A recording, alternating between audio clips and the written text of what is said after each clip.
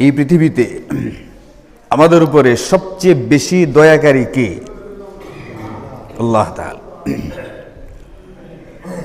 আল্লাহ পাক এই পৃথিবীর মাখলুকাতের উপরে সবচেয়ে বেশি ইহসান করেছেন, এটার কোনো সীমা পরিসীমা নেই। অগণিত অফরন্ত নিয়ামত রাজি আল্লাহ তাআলা তার বান্দাদেরকে দিয়ে রেখেছেন। আল্লাহ পাকের পরে আমাদের উপরে সবচেয়ে বড় ইহসানকারী হচ্ছেন আমাদের নবীজি মুহাম্মদুর রাসূলুল্লাহ সাল্লাল্লাহু আলাইহি ওয়াসাল্লাম। নবীজির ইহসান আমাদের উপরে কতটুকু, কি পরিমাণ, এটার একটু ঝলক আল্লাহ তাআলা কুরআনে কারীমে আমাদেরকে দেখিয়েছেন সূরা তাওবা এর শেষ দুটি আয়াতে কারিমার মধ্যে। আমাদের উপরে নবীজির কি ইহসান এই সম্পর্কে বলতে গিয়ে আল্লাহ বলেন, লাকাদ জাআকুম রাসূলুম মিন আনফুসিকুম আজিজুন আলাইহি মা আনিতুম হারিসুন আলাইকুম বিল মুমিনিন হারিসুন আলাইকুম বিল মুমিনিনা রাউফুর রহিম। 5,75,000 প্রতিশ্রুতি পাইছি আমরা, আর 13 লাখ আমরা। আল্লাহ বলেন যে তোমাদের কাছে তোমাদেরই মধ্য থেকে একজন রাসূল এসেছেন। আমরা কি মানুষ না জিন? মানুষ। লাকাদ জাআকুম রাসূলুম মিন আনফুসিকুম, আল্লাহ বলেন যে তোমাদেরই মধ্য থেকে, আল্লাহ পাকের পক্ষ থেকে একজন রাসূল এসেছেন। নবীজিও এটা বলেছেন, আল্লাহ পাকের আয়াতের কারিমার মধ্যে আছে, আল্লাহ তাআলা বলিয়েছেন তাকে দিয়ে, কুল, আপনি বলুন, ইন্নামা আনা বাশারুম মিথলুকুম। এটা দূরে দূরে বসাই দেন, চাই না? নবীজি আপনি বলেন, ইন্নামা আনা বাশারুম মিথলুকুম, আমি তোমাদেরই মতো একজন মানুষ। এই যে আমার দিকে তো নবীজি একজন মানুষ, মানুষেরই মধ্য থেকে আল্লাহ তাআলা রাসূল বানিয়ে তিনি আমাদের কাছে পাঠিয়েছেন। লাকাদ জাআকুম রাসূলুম মিন আনফুসিকুম। ওনার অবস্থাটা কি আমাদের ব্যাপারে, তার চিন্তা চেতনাটা কি, তার ফিকিরটা কেমন, তার ভাবনাটা কেমন, তার পেরেশানি কেমন? লাকাদ জাআকুম রাসূলুম মিন আনফুসিকুম আজিজুন আলাইহি মা আনিতুম। আজিজুন আলাইহি মা আনিতুম, তোমাদের কষ্টে তিনি বেকুল হন, তোমাদের কষ্টে তিনি পেরেশান হন। তোমরা যখন কষ্টে পতিত হও, তিনি তখন পেরেশান হয়ে ওঠেন, তোমাদের জন্য বেকুল হয়ে ওঠেন।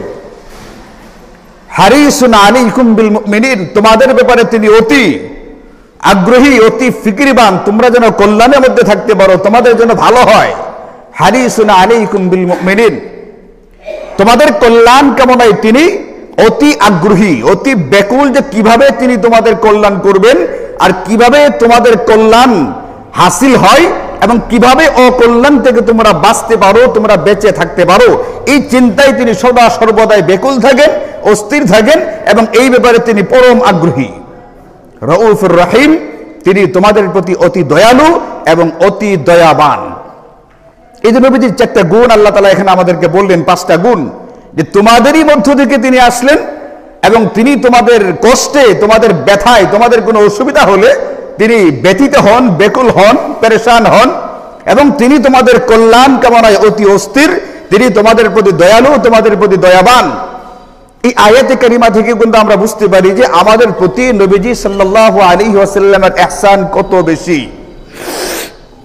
নবীজির দয়া আমাদের উপরে কত বেশি। এই নবীজির মাধ্যমে আমরা পৃথিবীতে যে জিনিসটা একজন ব্যক্তির না হলেই নয়, যেটা ছাড়া চলবে না, এই পৃথিবীর মানুষ চলতে পারবে না, সবচেয়ে বড়, যেটার কোনো মূল্য হয় না, অমূল্য সম্পদ যেটা, ঈমানের দৌলত আমরা কার মাধ্যমে পেয়েছি? নবীজি আয়েশা আমাদেরকে দাওয়াত দিয়েছেন, কুল, বলো লা ইলাহা ইল্লাল্লাহ, তাহলে তোমরা সফল কাম হবে। আমরা পড়েছি লা ইলাহা ইল্লাল্লাহু মুহাম্মাদুর রাসূলুল্লাহ। ঈমানের মতো মহাদৌলত আমরা নবীজির মাধ্যমে পেয়েছি, আল্লাহকে চিনতে পারবার মতো মহাদৌলত। ওমা খালাকতুল জিন্না ওয়াল ইনসা ইল্লা লিয়াবুদুন, দুনিয়াতে মানব দানব পাঠিয়েছি আল্লাহকে চিনবার জন্য। ওই আল্লাহর পরিচয় আমাদের কার মাধ্যমে হয়েছে? নবীজি সাল্লাল্লাহু আলাইহি ওয়াসাল্লামের মাধ্যমে হয়েছে। কুরআনের মতো মহিমান্বিত কালাম, কুরআনের মতো মহা মুজিজা আমরা পেয়েছি নবীজির মাধ্যমে। কুরআন কারীমের তেলাওয়াত, জিকির, আজকার ইত্যাদি, যেগুলোর মাধ্যমে মানুষ দুনিয়াতেও ভালো থাকে, পরকালেও ভালো থাকবে, এই সকল প্রকার নেয়ামত আমরা পেয়েছি নবীজি সাল্লাল্লাহু আলাইহি ওয়াসাল্লামের মাধ্যমে। এই জন্য গোটা পৃথিবীতে আল্লাহ পাকের পরে আমাদের উপরে সবচেয়ে বড় ইহসানকারী সত্তা যিনি, তিনি হচ্ছেন নবীজি মুহাম্মদুর রাসূলুল্লাহ সাল্লাল্লাহু আলাইহি ওয়াসাল্লাম। এই জন্য নবীজি যেহেতু সবচেয়ে বড় মুহসিন বা ইহসানকারী, আমাদের কাছে নবীজির কিছু হক বা পাওনা আছে, ওনার কিছু অধিকার আছে, আমাদের উচিত আমাদের পক্ষ থেকে সেগুলো তাকে দিয়ে দেওয়া। তিনি যেহেতু আমাদের উপর ইহসান করেছেন, দয়া করেছেন, এই হিসাবে আমাদেরও উচিত আমাদের পক্ষ থেকে তার হক বা অধিকার তাকে দিয়ে দেওয়া। এই অধিকারগুলোর ভিতরে কি কি আছে? যেমন 1 নাম্বার, তার উপরে ঈমান আনা, রাসূল হিসেবে তাকে মেনে নেওয়া। আমানতু বিল্লাহি ওয়া মালাইকাতিহি ওয়া কুতুবিহি ওয়া রুসুলিহি, আমি রাসূলগণের উপরে ঈমান আনলাম। নবীজি যে রাসূল, আল্লাহ পাকের সাইয়্যিদুল মুরসালিন, সর্বশ্রেষ্ঠ একজন রাসূল এবং নবী, এই কথার উপরে ঈমান আনা, এটা থেকে বিশ্বাস করা, তাকে মেনে নেওয়া তার সবচেয়ে বড় হক বা অধিকার। তার সিরাত বা আদর্শকে, তার সুন্নাহকে আমাদের জিন্দেগিতে ধারণ করা এবং এই সুন্নাহ অন্যদের মধ্যে ছড়িয়ে দেওয়ার জন্য চেষ্টা করা, গোটা পৃথিবীতে নবীজির সুন্নাহকে প্রতিষ্ঠিত করবার জন্য চেষ্টা করা, এটাও একটা তার হক বা অধিকার। নবীজির জীবনী, নবীজির সিরাত গ্রন্থ, নবীজির জীবনী লেখা হয়েছে, বিভিন্ন কিতাব আছে, নির্ভরযোগ্য কিতাব লেখা হয়েছে নবীজির জীবনীকে কেন্দ্র করে। নবীজির জীবনীগুলো পাঠ করা, এইগুলো পড়া, সন্তানদেরকে পড়ানো, সন্তানদেরকে শোনানো, এটা আমাদের উপরে নবীজির একটা হক বা পাওনা, নবীজির একটা অধিকার। নবীজির সিরাত পাঠ করা হবে। এই ধরনের অনেকগুলো মৌলিক হক বা অধিকার আছে নবীজির আমাদের কাছে, আমাদের উচিত সেইগুলো নবীজিকে দিয়ে দেওয়া। এর ভিতরে অন্যতম গুরুত্বপূর্ণ একটি হক হচ্ছে নবীজির উপরে বেশি থেকে বেশি দুরূদ শরীফ পাঠ করা। সকল প্রকার হক নিয়ে এই আধা ঘন্টার বয়ানে সবকিছু বলা তো আর সম্ভবপর হয় না। নবীজির একটা গুরুত্বপূর্ণ হক আমাদের কাছে, সেটা হচ্ছে নবীজি সাল্লাল্লাহু আলাইহি ওয়াসাল্লামের উপরে দুরূদ শরীফ পড়া। এখন নবীজির উপরে দুরূদ পড়া, এটা যে আমাদের দায়িত্ব, আমাদের কর্তব্য, আমাদের করণীয়, এটা যে নবীজির হক, নবীজির পাওনা, নবীজির অধিকার, এটা আমাদেরকে খোদ আল্লাহ তাআলা কুরআন কারীমের ভিতরে বলে দিয়েছেন। আল্লাহ কুরআন কারীমে বলেন, ইন্নাল্লাহা ওয়া মালাইকাতাহু ইউসাল্লুনা আলান নবী ইয়া আইয়ুহাল্লাযীনা আমানু সাল্লু আলাইহি ওয়া সাল্লিমু তাসলিমা। আল্লাহ বড় মনোমুগ্ধকর, একবার চমৎকার ভঙ্গিমায় তিনি কথাটা বলেছেন। যে আয়াতে কারিমা তেলাওয়াত করলাম, এই আয়াতে কারিমার মূল প্রতিপাদ্য, মূল বিষয়, মূল যেটা কাম্য বিষয়, মূল যে বক্তব্য এখানে, এটা হচ্ছে আমাদের নবীজির উপরে দুরূদ শরীফ পড়া উচিত। এটা মূল কথা। এই কথাটা তো ইচ্ছা করলে আল্লাহ তাআলা এরকম স্বাভাবিকভাবেই বলে দিতে পারতেন যে তোমরা নবীজির উপরে দুরূদ পড়ো, এভাবে বললে হতো না। কিন্তু আল্লাহ তাআলা এইভাবে বলেন না, একটা অপূর্ব ভঙ্গিমা তিনি এখানে নিয়ে এসেছেন। তিনি প্রথমে এইভাবে বলছেন, দেখো নিশ্চয়ই আল্লাহ তাআলা এবং তার ফেরেশতা কুল, ইন্নাল্লাহা ওয়া মালাইকাতাহু ইউসাল্লুনা আলান নবী, খোদ আল্লাহ তাআলা, স্বয়ং আল্লাহ এবং তার ফেরেশতারা নবীজির উপরে দুরূদ পড়ে, দুরূদ পাঠায়। এটা এমন একটা আমল, একমাত্র আমল এমন যে আমলটা আল্লাহ তাআলা নিজে করেন। অন্য কোনো আমলের বেলায় এমনটা বলা হয় না যে আল্লাহ এমনটা করেন কাজেই তোমরা এমনটা করো। আল্লাহ তাআলা নিজে তার নবীর প্রতি দুরূদ প্রেরণ করেন, তার ফেরেশতারা তার প্রতি দুরূদ প্রেরণ করে দুরূদ পাঠায়। সুতরাং ইয়া আইয়ুহাল্লাযীনা আমানু, হে ঈমানদারেরা। এবার আল্লাহ তাআলা ডাক দেয়া বলতেছেন, আয়াতে কারিমার শুরুতে বলছেন নিজে আল্লাহ এবং তার ফেরেশতারা নবীর উপরে দুরূদ প্রেরণ করে। সুতরাং হে ঈমানদারেরা, সাল্লু আলাইহি ওয়া সাল্লিমু তাসলিমা, তোমরাও নবীজির উপরে দুরূদ পড়ো, তার প্রতি সালাম প্রেরণ করো। আল্লাহ করেন, তার ফেরেশতারা করে, সুতরাং তোমরাও করো। এত কিছু না বলে এভাবে বললে হতো তোমরা নবীজির উপরে দুরূদ পাঠ করো, কিন্তু নবীজির উপরে দুরূদ পড়ার গুরুত্ব বোঝানোর জন্য, এটার প্রয়োজনীয়তাটাকে মানব জাতির সামনে সুস্পষ্ট করে দেওয়ার জন্য আল্লাহ তাআলা কথাটা এইভাবে বললেন, এটা এমন একটা আমল যে আমলটা নিজে আল্লাহ করেন, তার ফেরেশতারা করে, সুতরাং তোমরাও নবীজির উপরে দুরূদ প্রেরণ করো। যদিও দুরূদ প্রেরণ করার অর্থ, তার মর্ম, তার রূপ, তার বৈশিষ্ট্য, এটা আল্লাহ পাকের বেলায় একরকম, ফেরেশতাদের বেলায় একরকম, আমরা মানুষের বেলায় আরেক রকম, আর অন্যান্য মাখলুকাতের বেলায় আরেক রকম। তার মর্ম অর্থের মধ্যে ভিন্নতা থাকতে পারে, কিন্তু আমলটা এমন একটা আমল যে দুরূদ প্রেরণ করা হোক, এই প্রেরণ করার আমলটা আল্লাহও করেন, ফেরেশতারাও করে, অন্যান্য মাখলুকাতও করে। সুতরাং হে দুনিয়ার মুমিন মুসলমান, তোমরাও তোমাদের নবীর উপরে দুরূদ পড়ো। এটা অতি গুরুত্বপূর্ণ একটা বিষয়। এটা তোমাদের উপরে নবীজির একটা হক বা অধিকার, এটা তোমাদের একটা গুরুত্বপূর্ণ দায়িত্ব, কর্তব্য, করণীয়। সুতরাং তুমি তোমার কর্তব্য পরিপূর্ণভাবে পালন করবার চেষ্টা করো। নবীজির উপরে দুরূদ পড়তে হবে। এটা তো এই আয়াতে কারিমা থেকে আমি বুঝলাম যে কেন পড়তে হবে। আল্লাহ পাক নিজে গুরুত্ব দিয়ে বুঝিয়েছেন। শুরুতে ভূমিকাতে বললাম, আল্লাহ পাকের পরে আমাদের উপরে সবচেয়ে বেশি ইহসান হচ্ছে কার? নবীজির। এই হিসাবেও নবীজির উপরে আমাদের দুরূদ পড়া দরকার।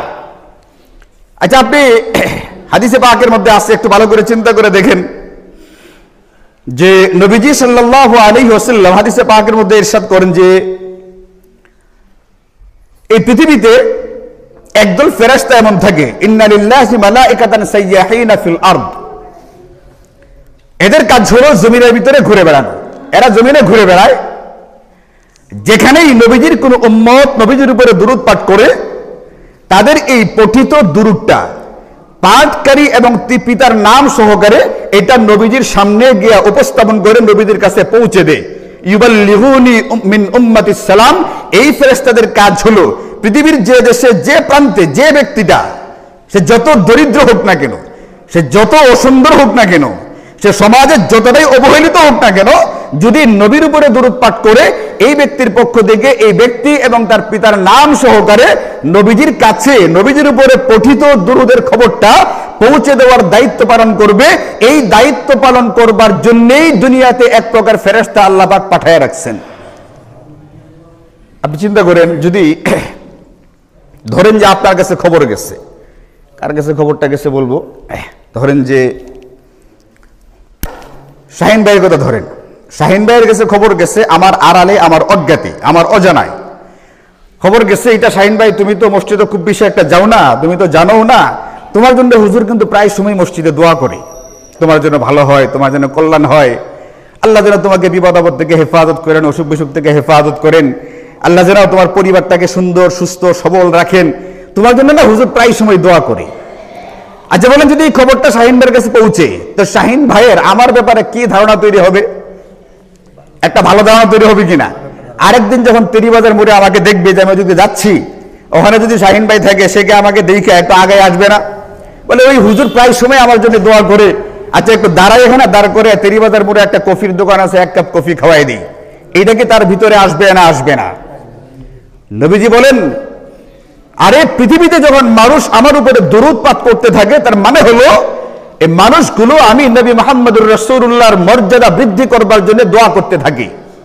নবীর উপরে দরুদ পড়া মানে নবীজির জন্য দোয়া করা সাল্লাল্লাহু আলাইহি ওয়াসাল্লাম। এই কথার অর্থ কি? যে আল্লাহ তাআলা নবীজির উপরে শান্তি বর্ষণ করুন এবং আল্লাহ তাআলা নবীজির উপরে দরুদ বা রহমত বর্ষণ করুন। এটা অর্থ হলো এটা। তো এটা একটা দোয়া না। আল্লাহ তাআলা নবীজির উপরে শান্তি বর্ষিত করুন এবং তার উপরে রহমত বর্ষিত করুন, এটা একটা দোয়া হইল না? এখন আমি নবীদের জন্য প্রায় সময় দোয়া করি, দুরূদ পড়ি, আর ফেরেশতারা আমার কথাটা নবীদের কাছে পৌঁছায় যে অমুক দেশের, অমুক এলাকার অমুক ব্যক্তি, তার বাবার নাম এই, আপনার জন্য সে দৈনিক এতবার করে দোয়া করে।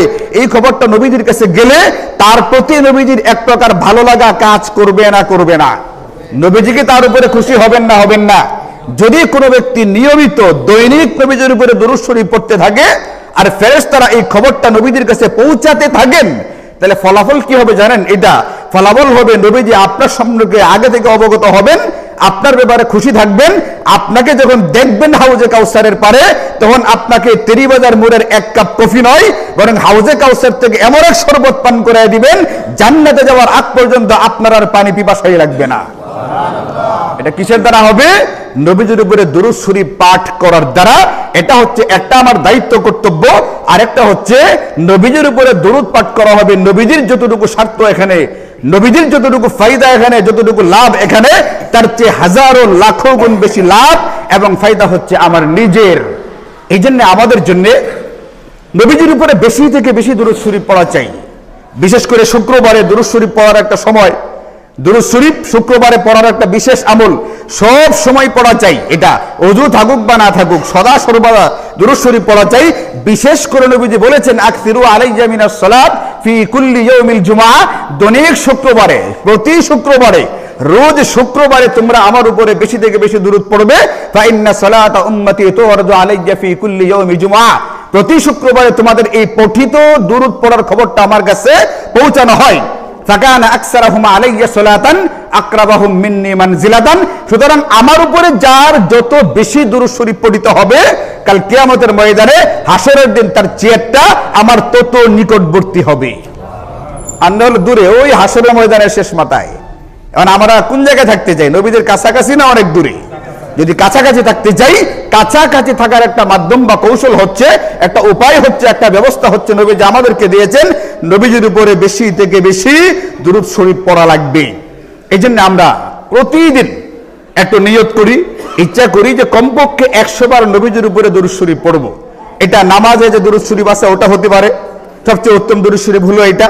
আর যদি এটা পারা সম্ভবপর না হয়, এটার যদি সময় না হয়, তাহলে অন্তত ছোট্ট যে কোনো একটা দুরূদ শরীফ, সাল্লাল্লাহু আলাইহি ওয়াসাল্লাম, সাল্লাল্লাহু আলাইহি ওয়াসাল্লাম, সাল্লাল্লাহু আলাইহি ওয়াসাল্লাম, এই যেটা ছোট্ট দুরূদ শরীফ আছে না, একটা দুরূদ শরীফ আপনি পড়বেন। আপনি প্রয়োজনে প্রথম কয়েকদিন একটা তাসবিহ নিয়ে পড়ে দেখতে পারেন যে আপনার 100 বার পড়তে কয় মিনিট লাগে। আপনি একটা তাসবিহ নিয়ে সুস্থ স্বাভাবিকভাবে সুন্দর করে পড়বেন, সাল্লাল্লাহু আলাইহি ওয়াসাল্লাম, সাল্লাল্লাহু আলাইহি ওয়াসাল্লাম, সাল্লাল্লাহু আলাইহি ওয়াসাল্লাম, এইভাবে 100 বার পড়বেন। পড়ে দেখবেন যে কয় মিনিট লাগছে। যদি 2 মিনিট বা 3 মিনিট বা 4 মিনিট বা 5 মিনিট লাগে, তাহলে বোঝা গেল আপনার 100 বার দুরূদ পড়তে 5 মিনিট লাগে, এই তো। তাহলে এরপরে আর আপনার তাসবিহ না নিলেও হবে, আপনি 5 মিনিট খালি অনবরত পড়ে যান, সাল্লাল্লাহু আলাইহি ওয়াসাল্লাম, সাল্লাল্লাহু আলাইহি ওয়াসাল্লাম। মোটামুটি 5 মিনিট পড়লেই আপনার পক্ষ থেকে 100 বার পড়া হয়ে যাবে। এটা হচ্ছে আমাদের সর্বনিম্ন পরিমাণ থাকার কথা বলছি, এটা সর্বোচ্চ পরিমাণ না। যত বেশি পারা যায় তত বেশি পড়ার চেষ্টা করা লাগবে। আর একেবারে সর্বনিম্ন যদি আমার ভিতরে যদি হালকা কৃতজ্ঞতা বোধ থেকে থাকে, নবীজি আমার প্রতি সবচেয়ে বড়, আল্লাহ পাকের পরে সবচেয়ে বড় এহসানকারী, দয়াকারী, নবীজির মাধ্যমে আমি ঈমান চিনেছি, আমল চিনেছি, আল্লাহকে জেনেছি, কোরআন পেয়েছি, হাদিস পেয়েছি, জিকির পেয়েছি, তেলাওয়াত পেয়েছি, এটার মাধ্যমে আমি পরকালে জান্নাত পাবো, জাহান্নাম থেকে বাঁচবার সুযোগ পাবো, দুনিয়াতে শান্তির জিন্দেগি লাভ করব। এই ইহসান এর কথাগুলো যদি আমাদের মনে থাকে, তাহলে আমি আপনি এমনিতেই 100 বার নবীজির উপরে দৈনিক দুরূদ পড়বার কথা। এটা একদিন 100 বার পড়া, 24 ঘন্টার ভিতরে 100 বার দুরূদ শরীফ পড়া, এটা অনেক কষ্ট বা অনেক বেশি কিছু না। নবীজির আমাদের উপরে যে পরিমাণ ইহসান আর দয়া, ওটার তুলনায় এটা তেমন বড় কিছু না, এটা একবারে ছোট্ট একটা আমল। এই জন্য পারলে তো সকালে 100, বিকালে 100 বার পড়ার চেষ্টা করবেন। কারণ কুরআন কারীমে ওয়াসাব্বিহুহু বুকরাতান ওয়া আসীলা, আল্লাহ বলেন তাসবিহ পড়বা, জিকির করবা সকাল সন্ধ্যায়, সকাল সন্ধ্যে দুবেলার কথা বলা আছে। এই জন্য যদি সম্ভব হয় তাহলে সকাল বেলায় 100 বার, বিকেল বেলায় 100 বার। আর যদি সম্ভব না হয় তাহলে 24 ঘন্টার ভিতরে যখন আপনি সুবিধা পান, জয় বারে সুবিধা পান, একবারই পড়া লাগবে এটাও জরুরি না। ভাঙ্গে ভাঙ্গে পড়েন, হাঁটতে হাঁটতে পড়েন, চলতে চলতে পড়েন, দোকানদারি করতে করতে পড়েন, অফিসে বৈশা কোনো কারণে বিশ্রাম নিচ্ছেন, কাজ নাই হাতে, আপনি পড়তে থাকেন, বা যাচ্ছেন রাস্তায়, যেতে যেতে পড়ে ফেলেন, যেন দৈনিক অন্তত আমার মুখ দিয়া নবীজির জন্য এই দোয়া বের হয়, সাল্লাল্লাহু আলাইহি ওয়াসাল্লাম, সাল্লাল্লাহু আলাইহি ওয়াসাল্লাম, সাল্লাল্লাহু আলাইহি ওয়াসাল্লাম। এটা আমাদের দুনিয়ার জিন্দেগিতেও বিশাল কাজের হবে এবং পরকালের জিন্দেগিতেও সুখ শান্তির জন্য বিরাট কাজের হবে ইনশাআল্লাহ। আল্লাহ তাআলা আমাদের সকলকে এই ব্যাপারে উদ্যোগী হওয়ার, উৎসাহী হওয়ার এবং গুরুত্ব দিয়ে আমলটা করবার তৌফিক দান করুন। ওয়া আখিরু দাওয়ানা আনিল হামদুলিল্লাহি রাব্বিল আলামিন।